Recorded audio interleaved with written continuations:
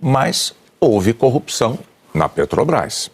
E, segundo a Justiça, com pagamentos a executivos da empresa, a políticos de partidos como o PT, como o então PMDB e o PP. Candidato, como é que o senhor vai convencer os eleitores de que esses escândalos não vão se repetir?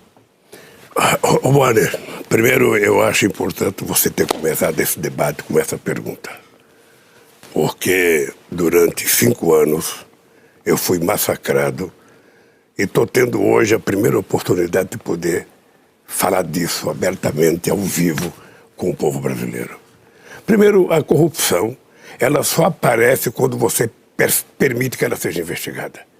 Eu queria começar dizendo para você uma coisa muito séria.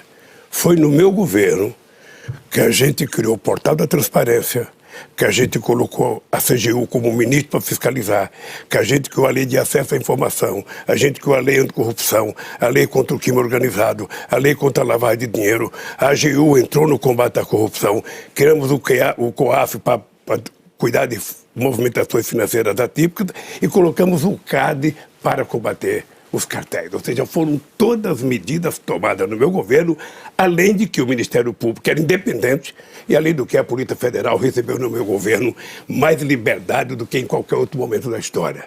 Porque você está lembrado que em 2005, quando surgiu a questão do mensalão, eu cheguei a dizer o seguinte: só existe uma possibilidade de alguém não ser investigado nesse país, é não cometer erro.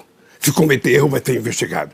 E foi isso que nós fizemos. Olha, se alguém comete um erro, alguém comete um delito, investiga-se, apura, julga, condena ou absolve e está resolvido o problema. O que foi o equívoco da Lava Jato?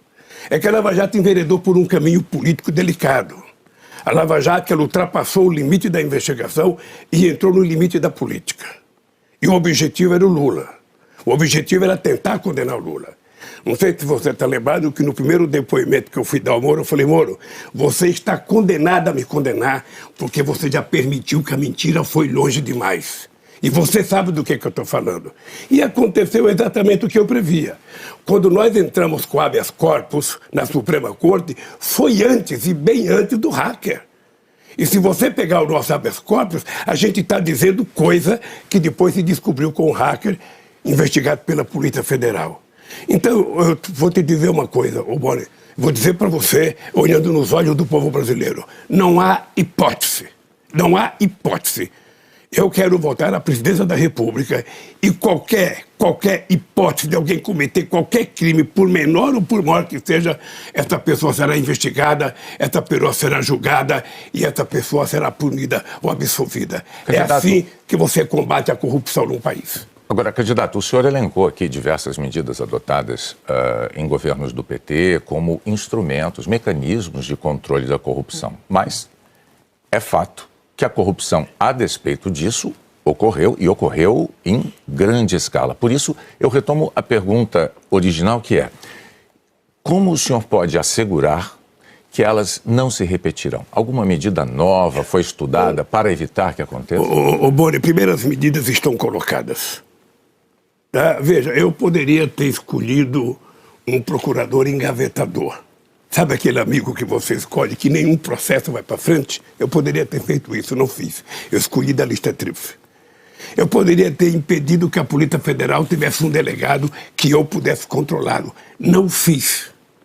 E permiti que efetivamente as coisas acontecessem do jeito que precisava acontecer. Olha, nós vamos continuar criando mecanismos para investigar qualquer delito que aconteça na máquina pública brasileira, porque eu já disse 500 vezes de que a corrupção, eu poderia, por exemplo, fazer decreto de 100 anos. Sabe decreto de sigilo, que está na moda agora? Eu poderia, para não apurar nada, decreto 100 anos de sigilo para o Pazuello, decreto para meus filhos, decreto para meus assessores. Ou eu poderia não investigar, pega um tapetão, coloca em cima de qualquer denúncia, aí nada vai ser apurado e não vai ter corrupção. E a corrupção, ela só aparece quando você governa de forma republicana, que você permite que as pessoas sejam investigadas independentemente de quem seja. E eu tive a alegria, eu tive a sorte de ter um ministro do porte do Márcio Tomás Bastos, sabe, que era uma figura, sabe, inatacável nesse país do ponto de vista da competência e da seriedade. Candidato, por isso, pode ficar tranquilo, sabe? É que houve um momento... erro pagará. Houve um momento, em mais de um momento, aliás, o Partido dos Trabalhadores chegou a dizer que o prejuízo acumulado pela Petrobras com o escândalo do Petrolão tinha sido reconhecido pela empresa e colocado no balanço da Petrobras por uma imposição da Lava Jato. Isso foi dito pelo Partido dos Trabalhadores.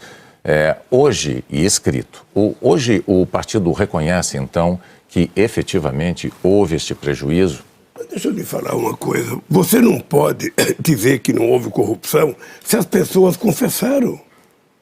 O que é mais grave é que as pessoas confessaram e por conta das pessoas confessarem ficaram ricos por conta de confessar. Ou seja, foi uma espécie de uma delação premiada. Você não só ganhava liberdade por falar o que queria o Ministério Público, como você ganhava metade do que você roubou. Ou seja, o roubo foi oficializado pelo Ministério Público, o que eu acho uma insanidade e uma aberração com esse país. Ou seja, o correto era você fazer a investigação que tinha que fazer da forma mais correta possível, como fizeram no meu tempo que eu era presidente, e depois, se a pessoa foi inocente, você absolve. Se a pessoa for culpada, você condena. O que acontece é que aqui no Brasil, Bonner, nós temos um problema sério. É que as pessoas são condenadas pelas manchetes de jornais e depois não se volta atrás. Mas voltaram 6 bilhões e 200 milhões de dólares para a Petrobras. Foram devolvidos olha, muito desse dinheiro, inclusive por diretores da Petrobras, que não tinham como juntar uma que ótimo que votou. E o Ministério Público queria pegar 2,5 bilhões para eles, criar um fundinho para eles. Né, desses 6 bilhões e mais ainda. A gente olha o que eles devolveram, mas vamos olhar os prejuízos que foram dados. Por conta da Lava Jato, nós tivemos 4 milhões e 400 mil desempregados nesse país. Por conta da Lava Jato, nós tivemos 270 bilhões que deixaram de ser investidos nesse país. E por conta da Lava Jato, a gente deixou de arrecadar 58 bilhões. O que eu quero te dizer é o seguinte, é que você pode fazer investigação com a maior seriedade, como foi feito na Coreia, na Samsung, como foi feito na França, na Alstom, como foi feito na Volkswagen da Alemanha. Você investiga, se o empresário roubou, você prende, condena, mas você permite que a empresa continue funcionando. Aqui no Brasil se quebrou as indústrias de engenharia que nós levamos quase que um século para construir. E nós agora até que vamos ter o prejuízo, porque se eu ganhar as eleições, a gente vai ter que fazer um grande plano de investimento de infraestrutura. A gente vai ter que recuperar muitas obras. Eu vou fazer uma reunião com os 27 governadores para saber quais são as obras prioritárias de cada estado.